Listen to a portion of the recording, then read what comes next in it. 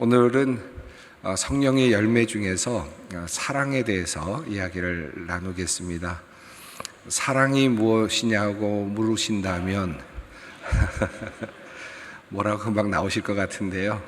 아마 사랑이 뭐냐고 묻는다면 대답을 못 하실 분들은 거의 없으실 것 같아요. 다 사랑 한 번쯤은 겪어보셨고 또 정말 애절한 사랑도 겪어보셨고 또 지긋지긋한 사랑도 경험해 보셨을 것 같고 다양한 사랑의 감정, 느낌들 경험하셨을 거라고 생각이 듭니다.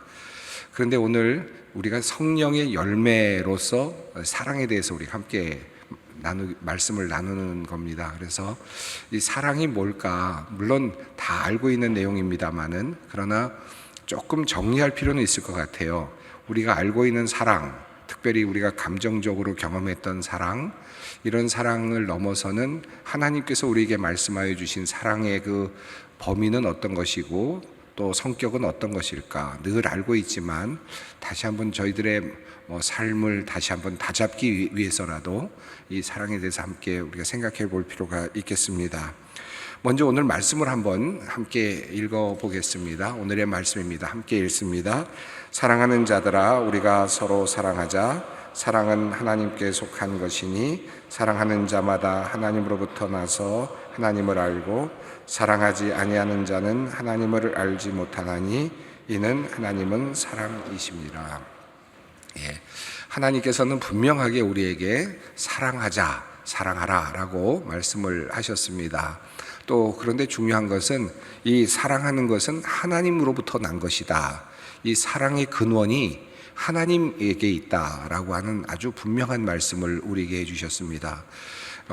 사랑이 있는 곳에는 이 사랑이 있는 곳은 그냥 쉽게 생각하면 이건 하나님의 어떤 존재, 하나님의 마음이 담겨 있는 곳이구나 라고 우선 생각하셔도 되겠습니다. 우선 이 사랑이 하나님께로부터 나는 것이니까 그 우선 사랑은 하나님으로부터 나오는 아주 중요한 그런 덕목이다라는 것을 우선 생각할 필요가 있겠습니다.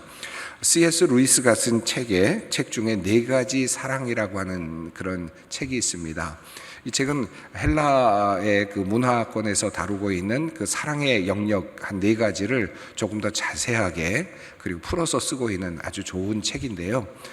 C.S. 루이스는 기독교 변증가이기도 하죠. 그래서 아주 재미있고도 또 아주 은혜로운 그런 책으로 이 책을 썼습니다. 4가지 사랑. 이 4가지 사랑에는 잘 우리가 알고 있고 또 설교를 통해서도 들으셨겠습니다만은 4가지 사랑에는 첫 번째로 이 스토르게라고 하는 사랑이 있습니다. 두 번째는 필리아라고 하는 사랑이 있고요. 세 번째는 에로스, 그 다음에 4번째 아가페라는 사랑의 개념이 있습니다. 우리가 보통 에로스, 아가페라고 하는 개념은 잘 알고 있고 또 에로스와 아가페에 대한 관련된 책들은 굉장히 많이 있고 굉장히 두꺼운 책도 있습니다. 에로스와 아가페라는 제목의 책 중에 아주 엄청나게 두꺼운 책도 있는데 그런데 우선 기본적으로 헬라 철학이 헬라적인 관점에서 나눌 수 있다면 이 4가지 사랑을 보통 이야기하고 또 그 관점에서 성경을 보면 성경에도 그런 4가지 사랑의 영역이 잘 나타납니다. 첫 번째는 스토르게라고 하는 사랑의 내용 하나의 관점인데요. 이것은 가족 간의 사랑 이렇게 이야기할 수 있겠습니다. 그러니까 본능적으로 주어진 사랑인데요. 엄마 아빠가 아이가 태어나면 느끼는 사랑의 감정이 있지 않습니까? 그냥 나 같기도 하고 그래서 애절하고 불쌍히 여겨지고 근데 그게 어디서 왔는지도 잘 모르겠는데 그냥 그렇게 되는, 다른 사람한테는 1원 한 푼 주지 못해도 아이한테는 다 줄 수 있는, 이게 왜 그런지 잘 모르겠는데 그런데 그런 느낌이 드는, 아이가 아프면 눈물이 나고 끊임없이 기도하게 되는 이 사랑이 스토르게입니다. 이 대표적인 성경에 나오는 예로는 요게벳, 모세의 어머니 요게벳과 모세와의 관계를 생각할 수 있겠습니다. 어머니 요게벳이 모세가 이제 모세를 죽여야 되는 상황이었는데 그 아이를 죽이지 않고 어떻게든지 살려보려고 노력하다가 결국은 이제 애굽에 이집트의 그 나일강에다가 아이를 이제 띄워보내지 않습니까? 그리고 나서도 어떻게 해서든지 아이를 살려보려고 하는, 그리고 결국은 이제 또 양모로 들어가서 아이를 또 교육하게 되는 데까지 끝까지 아이를 돌보고자 하는 그런 마음, 이게 바로 스토르게적 사랑이라고 이렇게 표현을 합니다. 두 번째로는 필리아의 사랑은 친구 간의 우정으로 이렇게 보통 나누어지는데, 이렇게 표현하는데 다윗과 요나단의 어떤 그 우정 같은 것들을 들 수 있겠습니다. 친구를 위해서 자신이 얻게 될 왕위 자체까지도 내어놓을 만큼 그렇게 사랑했던 요나단 과 다윗의 그 사랑 이야기는, 그리고 또 후에 그 요나단의 아들을 모비보셋을 또 끝까지 아껴주는 다윗의 그 또 사랑, 친구로서의 사랑입니다. 우정의 의미이죠. 아마 여러분이 이 두 가지 사랑의 그 영역을 다 겪어보셨을 겁니다. 뜨거운 친구의 사랑도 겪어보셨을 거고요. 또 스토르게 가족 간의 사랑도 겪어보셨을 겁니다. 또 경험해 보셨을 텐데, 세 번째로는 에로스적인 사랑의 단계입니다. 에로스적인 사랑은 결혼하신 분들은 다 이미 다 거의 다 경험하셨다고 생각이 들고, 결혼하지 않으셨어도 적어도 첫사랑 생각하시면 아마 쉽게 생각이 될 것 같습니다. 남자와 여자의 간의 사랑, 성적인 의미도 함께 포함이 되는 그런 사랑입니다. 솔로몬의 아가서에 나오는 그 표현을 보면 정말 그 여인을 보면서 정말 사랑스러워서 어찌할 바를 몰라 하는 그런 어떤 그 남성의 어떤 그 표현들이 잘 나와 있는데, 그 여성과 그 배우자와 그 한 대상과 깊은 사랑에 빠지는, 이성 간의 깊은 사랑에 빠지는 그런 사랑의 영역, 에로스적인 사랑이라고 할 수 있겠습니다. 네 번째는 아가페 사랑이죠. 우리가 늘 듣고 있는, 또 성경에서 우리가 알고 있는 아가페적인 사랑. 이 사랑은 예수 그리스도께서 우리에게 보여주신 사랑입니다. 이 아가페적 사랑은 예수 그리스도 안에서 드러나는 거죠. 다른 데서 드러나지 않습니다. 이 아가페적인 사랑을 규정하고 보여줄 수 있는 이 사랑의 모습은 예수 그리스도의 모습에서 잘 나타나고 있다고 할 수 있겠습니다. 자, 그러면 이 네 가지 사랑 중에서 사실 우리가 깊이 오늘 생각하고 싶은 것은 아가페적 사랑입니다. 스토르게 사랑은 자연스럽게 우리에게 와 있는 거고요. 또 필리아의 사랑도 우리 안에 이미 존재하고 있고 또 잘 느끼고 있습니다. 에로스적 사랑도 우리 인간적으로 보면 늘 경험할 수 있고 또 살아가고 있는 데서 경험하게 되는 것이죠. 근데 이 아가페 사랑은 조금 다릅니다. 이 아가페 사랑은 배워야 되고요. 또 노력해야 되고요. 그리고 함께 해 나가야 되는 그런 과제가 있는 사랑입니다. 예수님께서 서로 사랑하라, 또 하나님께서 사랑하라 라고 말씀하셨을 때 그 사랑은 물론 스토르게도 포함되고 필리아도 에로스도 포함되겠지만 이건 자연적으로 우리에게 주어지는 것이니까, 그건 이미 하나님께서 우리에게 당연히 주신 것이니까 뭐 사랑하지 말라 그래도 사랑이 되는 걸 어떡하겠습니까? 가족 간에, 자녀 간에, 또 이성 간에 사랑이 생겨나는 걸 어떡하겠습니까? 그러니까 이건 이미 하나님께서 주신 큰 선물인데, 하나님께서 우리에게 사랑하라 라고 이렇게 명령하실 때에는 이것을 넘어서는 또 다른 단계를 이야기하셨다라고 볼 수 있겠고, 그 사랑이 바로 헬라적인 표현으로 본다면, 영어로 본다면 아가페적 사랑이다. 예수 그리스도께서 우리에게 보여주신 사랑이다 라고 이렇게 이야기할 수 있겠습니다. 자, 사랑이 첫 번째인데, 이 열매 중에서, 성령의 열매 중에서 사랑이 첫 번째였습니다. 그래서 오늘 제가 첫 번째 열매를 말씀드리는데, 지난 시간에 우리가 보았던 그 스테인글라스를 기억하십니까? 스테인글라스를 보시면 그 스테인글라스가 6개 방향으로 나눠져 있는데 9가지 열매임에도 불구하고 6개 방향으로 나눠져 있고, 이게 이것은 어떤 따로따로 나눌 수 없다라고 하는 의미라고 말씀을 드렸는데, 그 중심에 예수 그리스도의 모습이 있었고 선한 목자의 모습이 있었고, 그리고 그 가운데 원을 차지하고 있었죠. 그것이 바로 사랑이었습니다. 그러니까 사랑은 첫 번째, 그러니까 9가지 중에서 그냥 순서를 매겼을 때 첫 번째라고 하는 의미보다는 가장 중심에 있다라는 의미가 더 확실한 그런 의미이겠습니다. 하나님께서 말씀하시기를, 예수님께서 내 마음을 다하고 목숨을 다하고 뜻을 다하여 주 너희 하나님을 사랑하라 하는 말씀, 그리고 두 번째로 내 이웃을 내 몸과 같이 사랑하라 하는 말씀을 하셨습니다. 자, 예수님께서 주신 그 명령, 이 말씀이 바로 사랑의 명령이었습니다. 가장 기초가 되는 그런 것이기 때문입니다. 한번 이 말씀을 한번 읽어보겠습니다. 다음 페이지 보시면 한번 같이 이 말씀을 읽으시겠습니다. 예수께서 이르시되 내 마음을 다하고 목숨을 다하고 뜻을 다하여 주 너희 하나님을 사랑하라 하셨으니 이것이 크고 첫째 되는 계명이요 둘째도 그와 같으니 내 이웃을 내 자신과 같이 사랑하라 하셨으니. 그래서 이 첫 번째로 사랑은 이 열매이면서 동시에 예수님께서 주신 명령입니다. 그러니까 사랑하라고 하는 명령은 하나님의 명령이고요. 구약에서는, 신약에서는 예수님의 명령입니다. 그러니까 단순하게 그냥 하나의 열매로만 있는 것이 아니라 우선은 가장 중요한 것은 계명이다. 하나님께서 우리에게 주신 명령이다 하는 것이 우선 중요하고, 명령은 그러니까 지켜내야 된다는 의미가 있겠죠. 자연적으로 생성되는 어떤 것이 아니라 우리가 반드시 지켜내야 되는 어떤 덕목이다라는 뜻이죠. 이걸 먼저 기억할 필요가 있습니다. 두 번째로 사랑에 대한 이야기가 나오는데, 지난 시간에 잠깐 말씀드렸습니다만 사랑은 이 열매이면서 동시에 성령의 은사입니다. 은사라는 말은 선물이라는 말씀입니다. 근데 그 중에서도 가장 큰 은사로 이 사랑을 들고 있습니다.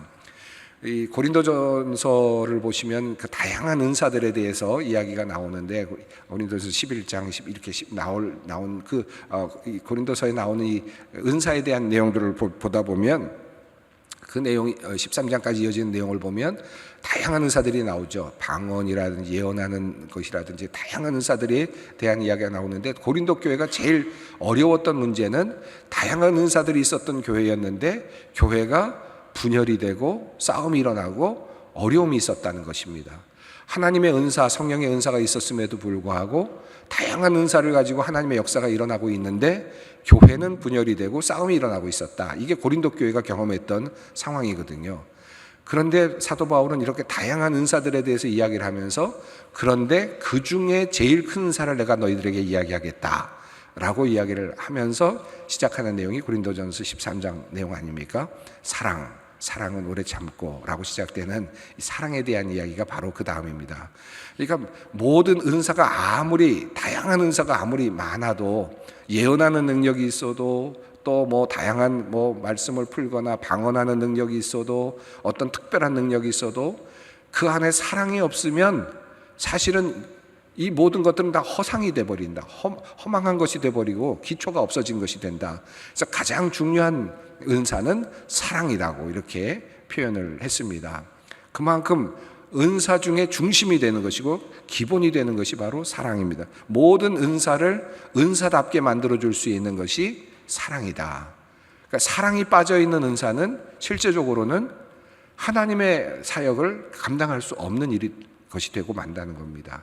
이게 은사와 관련된 이야기죠. 여기서 사랑이 중심이 됩니다. 그러니까 이 모든 것의 중심에는 사랑이 존재합니다. 이 성경이 계속해서 말씀하고 있고, 예수님께서 왜 첫 번째 계명으로 이 사랑을 말씀하셨는지를 알 수 있습니다. 또 성령의 열매, 우리가 지금 살펴보고 있는 것처럼 성령의 열매도 첫 번째 열매가 바로 사랑입니다. 앞서 말씀을 드렸죠. 중심에 있다. 열매 중에 하나가 아니라 그 열매 모든 것들을 가능하게 하는 중심 안에 들어있는 기초다. 사랑 안에서 희락이 만들어지고, 사랑 안에서 화평도 만들어지고, 모든 것, 절제도 마찬가지고, 사랑 안에서 모든 것들이 작동할 때 절제, 사랑, 희락, 화평 모든 것들이 다 가능해지고 실제적으로 의미가 있다라고 하는 것입니다. 어떤 자기 자랑을 위한 절제 가능할 수도 있죠. 어떤 자기의 어떤 영역을 달성하기 위해서 절제한다 가능할 수도 있죠. 그런데 그런 절제가 아니라 성령의 열매는 사랑에 기초한 절제여야 되고, 사랑에 기초한 화평이어야 되고, 사랑에 기초한 것들이어야 된다. 자비도 마찬가지, 모든 것들이 다 이 사랑에 기초해야 된다. 그래서 이 성령의 열매에서도 가장 첫 번째가 바로 사랑입니다. 로마서 3장 14절 말씀인데요. 이 말씀을 한번 읽었으면 좋겠습니다. 함께 읽겠습니다. 이 모든 것 위에 사랑을 더하라. 이는 온전하게 매는 띠니라. 그러니까 사랑이 모든 것의 기초가 된다라는 것입니다. 그리고 모든 것 위에 사랑을 더해야만 이것이 드디어 완전하게 된다. 부족했던 것들이 다 조각조각 났던 것들이 다 뭉쳐지고 실제로 다 하나가 되는, 온전하게 되는 그것이 되는 것이다. 이것이 사랑을 통해서만 가능하다라고 그렇게 말씀을 합니다. 도널드 반하우스라고 하는 분이 쓴 책이 있는데 Love is the Key라고 하는 책이 있습니다. 그 책의 열매들, 이 모든 것들의 열매들의 핵심은 사랑이다라고 하는 그런 내용이 있습니다. 영어로 옆에 있는데 오른쪽에 이제 한글로 이렇게 번역을 해놨는데, 오른쪽에 있는 한글로 번역된 것만 우리가 함께 천천히 한번 읽어 보겠습니다. 사랑은 열쇠이다. 희락은 사랑의 노래요. 화평은 사랑의 쉼터이다. 인내는 사랑의 긴 숨결이다. 자비는 사랑의 손길이고 양선은 사랑의 본 모습이다. 충성은 사랑의 습관이며 온유는 사랑의 겸손함이다. 절제는 사랑이 고삐를 잡는 힘이다. 참 멋진 그런 글이라고 생각합니다. 이 모든 사랑, 이 사랑이 이 모든 뒤에 나오는 모든 열매들, 성령의 모든 열매들의 열쇠가 된다. 그래서 희락은 사랑의 노래가 되고 화평은 사랑의 쉼터이고, 이렇게 하나씩을 설명하고 있는데 한번 깊이 생각해 볼 만한 좋은 그런 자료가 아닌가 생각이 듭니다. 자, 이 사랑이 이렇게 키가 되고, 사랑은 은사 중에서도 가장 중심에 있고, 사랑은 예수님께서 명령하신 명령이면서 또 사랑은 하나님께서 우리에게 명령하셨던 명령이고, 그리고 모든 열매를 가능하게 하는 마치 그 기초와도 같은 터전과 같은 것이 바로 사랑이다라고 한다면, 그럼 우리는 그 사랑을 어떻게 실천해야 하겠습니까? 그 전에 먼저 이 사랑에 대해서 그 터전으로서의 사랑의 성격을 한번 먼저 조금 짚어보겠습니다. 우선 하나님은 사랑이시다라고 이렇게 얘기를 했으니까 하나님 자신이 사랑이다 라고 이야기를 합니다. 하나님은 영이시고요, 하나님은 또 빛이시고요, 또한 하나님은 사랑이시다. 그러니까 하나님은 사랑 자체이시다. 그러니까 사랑이 있는 곳에는 하나님이 계신다라고 해도 과언이 아니겠습니다. 모든 사랑은 하나님으로부터 비롯됩니다. 하나님의 사랑이 근원이 되고, 또 이 사랑은 하나님의 깊은 사랑이 우리에게 나타납니다. 근데 이 하나님의 사랑이다라고 하는 것을 우리가 사실은 어떻게 잘 알 수가 없습니다. 근데 하나님께서 사랑이시다라는 것을 분명하게 보여주는 사건이 있는데, 그 사건이 바로 예수 그리스도이시죠. 그러니까 하나님은 예수 그리스도를 통하여 하나님이 정말 사랑하신다는 사실을 우리에게 보여주셨습니다. 이것이 성경이 말하는 바죠. 이 말라기서에, 제가 지난번 설교도 말씀드렸습니다. 말라기서에 하나님이 우리를 사랑하신다는 증거가 어디 있습니까? 라고 묻는 장면이 말라기서거든요. 그 마지막에서 하나님이 우리를 사랑한다는 증거가 어디 있습니까? 하나님이 정말 우리를 사랑한다는데 왜 고통이 있습니까? 왜 침략군이 쳐들어왔습니까? 왜 우리가 노예가 됐습니까? 왜 우리가 종살이랍니까? 왜 우리에게 병이 걸렸습니까? 왜 우리에게 이런 나쁜 일이 일어났습니까? 하나님이 우리를 사랑하신다는 증거가 어디 있습니까? 하나님은 사랑이시다라고 하는데 도대체 그 사랑하신다는 증거가 어디 있습니까? 라고 그렇게 묻지 않습니다. 이게 말라기서의 물음입니다. 그런데 어떻게 됩니까? 말라기서가 끝나고 구약이 마무리된 다음에 수백 년이 흐른 다음에, 그리고 나서 요한복음은 말합니다. 하나님이 세상을 이처럼 사랑하사 독생자를 주셨다 라고 말씀하지 않습니까? 하나님의 사랑이 어디 있습니까? 라고 물었던 그 질문에 대한 하나님의 대답은 여기 있다, 내 사랑이 라고 말씀하시는데, 그 사랑이 바로 내어주신 예수 그리스도의 모습 안에 담겨 있습니다. 요한 1서도 마찬가지죠. 요한 1서 말씀을 우리 함께 읽어보겠습니다. 함께 천천히 읽습니다. 하나님의 사랑이 우리에게 이렇게 나타난 바 되었으니 하나님이 자기의 독생자를 세상에 보내심은 그로 말미암아 우리를 살리려 하심이라. 사랑은 여기 있으니 우리가 하나님을 사랑한 것이 아니요 하나님이 우리를 사랑하사 우리 죄를 속하기 위하여 화목제물로 그 아들을 보내셨음이라. 자, 하나님은 사랑이시다라는 성경의 말씀, 또 하나님께서 명령하신 너희가 하나님을 사랑하라, 또 너희 이웃을 사랑하라고 하셨던 그 명령의 말씀, 또 성령은 사랑은 성령의 은사의 으뜸이다라고 하셨던 말씀, 그리고 사랑은 성령 열매의 첫 번째라고 하시는 이 모든 말씀이 말하고 있는 이 사랑을, 그럼 그 사랑이 뭡니까? 라고 말했을 때, 물론 그냥 학자의 관점에서 네 가지 사랑이 있을 수 있지만, 하나님께서 우리에게 요구하시는 사랑은 바로 예수님을 통해서 보여준 그 사랑을 하라는 겁니다. 예수님을 통해서 내가 너에게 보여준 그 사랑을 너희가 하라는 것이고, 이것이 명령이고, 이것이 은사고, 이것이 열매입니다. 그러니까 지나가다가 이성간에 눈이 맞는 사랑, 이게 하나님께서 우리에게 지금 하라고 하는 사랑하라고 명령하시는 그 사랑의 본질이 아니고, 친구 간의 뜨거운 우정, 절절한 우정, 그것이 우리에게 사랑하라고 하는 명령의 핵심이 아니고요. 또 가족 간에 느껴지는 본능적 사랑, 그 사랑이 아니고, 지금 하나님께서 너희가 사랑하라고 주시는 명령과, 그리고 사랑이 최고의 은사라고 말씀하시는 그 사랑, 그리고 사랑이 최고의 열매라고 말씀하신 이 사랑의 관점은 예수님을 통해서 나타난 그 사랑이어야 된다라고 하는 겁니다. 이 사랑이 바로 하나님께서 원하시는 사랑이고, 은사의 중심이 되는 사랑이고, 열매의 첫 번째가 되는 사랑이라고 할 수 있겠습니다. 명화 중에 여러 명화들이 있는데, 그 중에 그림들이 많은데, 그 중에 그 하나님의 사랑이 좀 표현되고 있는 그런 명화가 하나 있는데, 켄트 제단화가 있는데요. 이 제단화는 얀반 아이크가 그린 제단화입니다. 켄트 제단화인데 1432년에 완성된 제단화인데, 그 벨기에의 겐트의 그 바오로 성당에 설치되어 있는 제단화입니다. 하나님의 이 제단화는 좀 독특한데요. 하나님의 모습이 이렇게 사람의 모습처럼 좀 더 분명하게 보여지는 그런 제단화가 거의 없고, 또 하나는 하나님이 위에서 통치하시고 사랑하신다는 이런 표현이 진짜 무엇인가가 그 밑에 자세하게 드러나 있어서 하나님과 예수님의 어떤 모습이 함께 드러나는 그런 제단화가 드문 제단화입니다. 근데 이 제단화가 그렇습니다. 위에 있는 부분을 보시면 붉은색 옷을 입고 있고요, 마치 사람의 형상을 띠고 표현이 되어 있는데, 양쪽에는 성모 마리아와 그리고 세례 요한이 자리하고 있습니다. 금색으로 장식된 그런 곳에 붉은색 옷을 입고 있고요, 왕관을 쓰고 있고, 그리고 또 엄숙한 그런 모습을 띠고 있으면서 손에는 축복을 상징하는 하나의 제스처가 있습니다.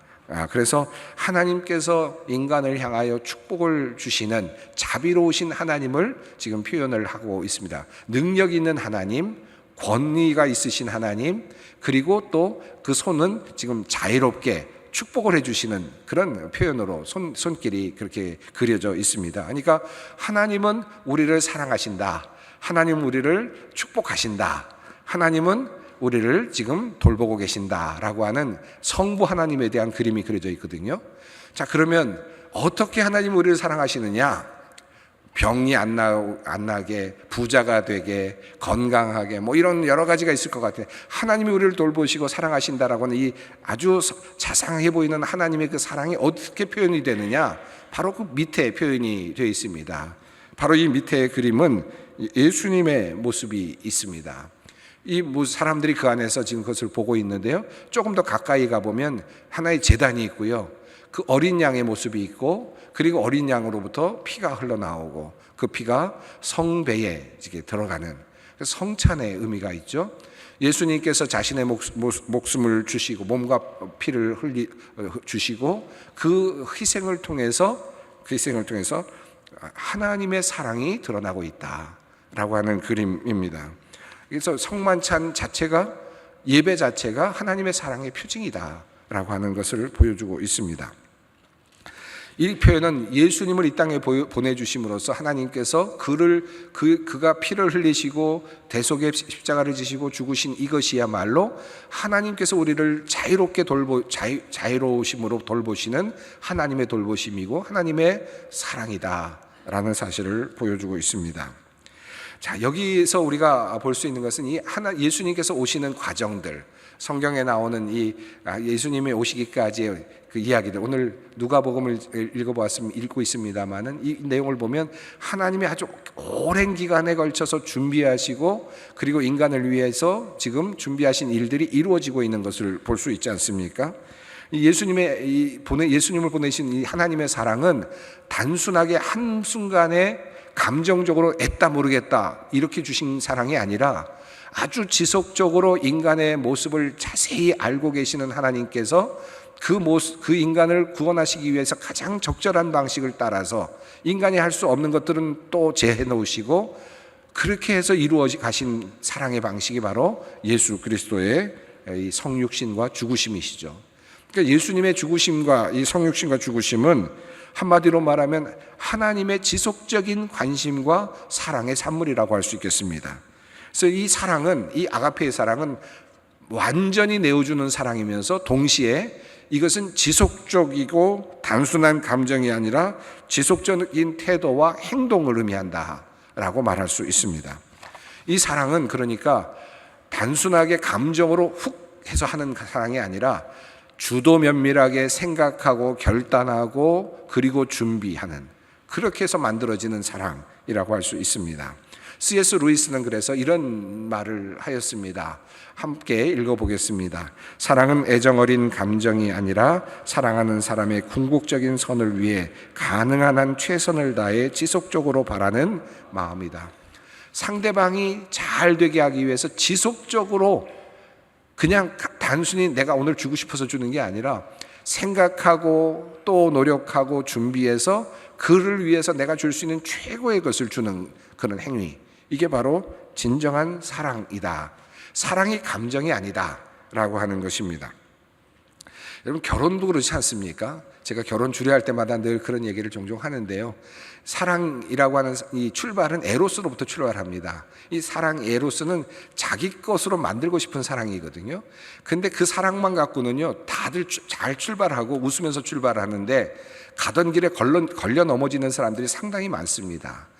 이 사랑, 그 에로스 사랑만 가지고는 절대로 그 결혼이 순탄하고 행복하지 못합니다. 그게 언젠가는 희석이 되고 사라지기 때문이거든요. 그 사랑이 정말 제대로 유지되려면 그 안에 지속적인 감정이 아닌 지속적인 인식과 결단이 필요합니다. 이 결혼 생활도 그렇습니다. 남자와 여자가, 아내와 남편이 지속적으로 사랑의 관계를 유지하기 위해서는 누군가 결단을 해야 됩니다. 저렇게 정말 이상해 보이는데도 불구하고, 저렇게 좀 못났음에도 불구하고, 저렇게 문제가 있음에도 불구하고 내가 사랑하겠다고 하는 결단을 하는 것이고, 그것을 지속적으로 그것을 끌고 나가는 힘입니다. 그런 것이 있을 때 결혼이 오래 지속이 되고 또 행복한 결혼을 이루게 되죠. 그러니까 진정한 사랑은 감정이 아니라 결단이다라고 말할 수 있겠습니다. 자, 조금 준비한 게 좀 있지만 시간이 많이 가서 이 뒤에 나오는 내용이지. 그러면 사랑의 열매라고 한다면, 내가 해야 되는 게 아니지 않습니까?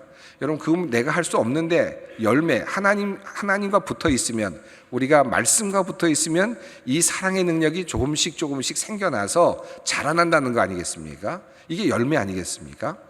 예, 우리가 사랑에 대해서도 이야기하고 열매를 이야기할 때 항상 좀 조심해야 될 게, 이 사랑이 있다, 그러니까 사랑을 해보자, 이게 되는 게 아닙니다. 그건 열매가 아니죠. 열매는 뭔가 스스로 만들어지게 되는 것이니까 내가 예수님과 붙어 있으면 됩니다. 가지와 붙어 있으면 자연스럽게 공급을 받아서 그 사랑의 감정뿐만 아니라 사랑의 결단이 올라오게 되고, 그 결단이 뭔가를 만들어내는 거죠.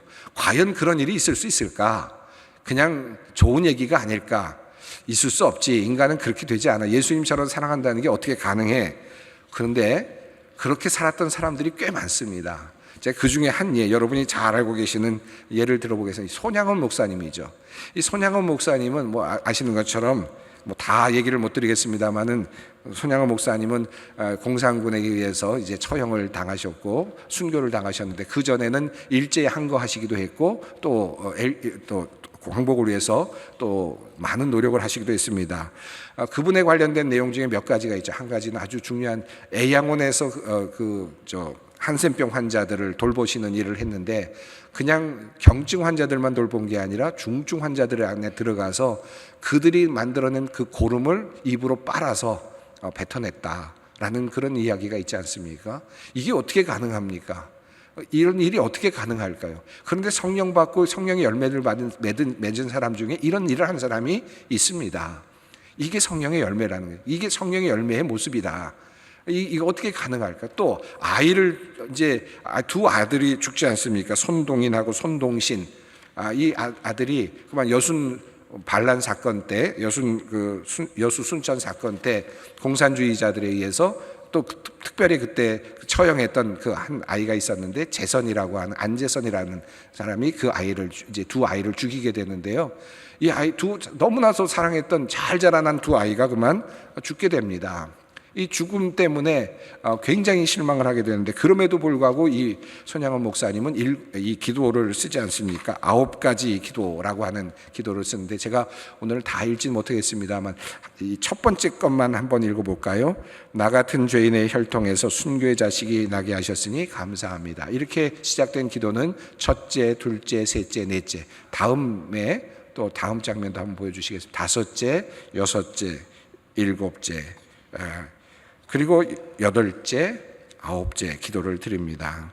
이 기도는 여러분 한번 다시 시간이 되실 때 읽어보시면 좋겠습니다. 어떻게 두 아들을 죽인 그 사람을 용서하면서 이런 기도를 드릴 수 있을까? 이 역경 속에서 이게 사랑의 열매라고 할 수 있겠습니다. 결국은 자기 아들을 죽였던 안재선을 자기의 양아들로 삼습니다. 그리고 그 아들을 통해서 손자가 나오는데, 그러니까 양손자죠. 이 양손자가 목사님이 됩니다. 안경선 목사님이 되고, 결국 한센병들을 돕는 국제적인 단체를 만들어서 그 양할아버지의 일을 또 이어가는 그런 일이 일어납니다. 48년에 두 아들이 죽고, 그리고 나서 그 안재선을 자기의 양아들로 삼았는데 2년 후에 그분이 세상을 떠납니다. 공산당에 의해서 처형을 당하게 되는데요.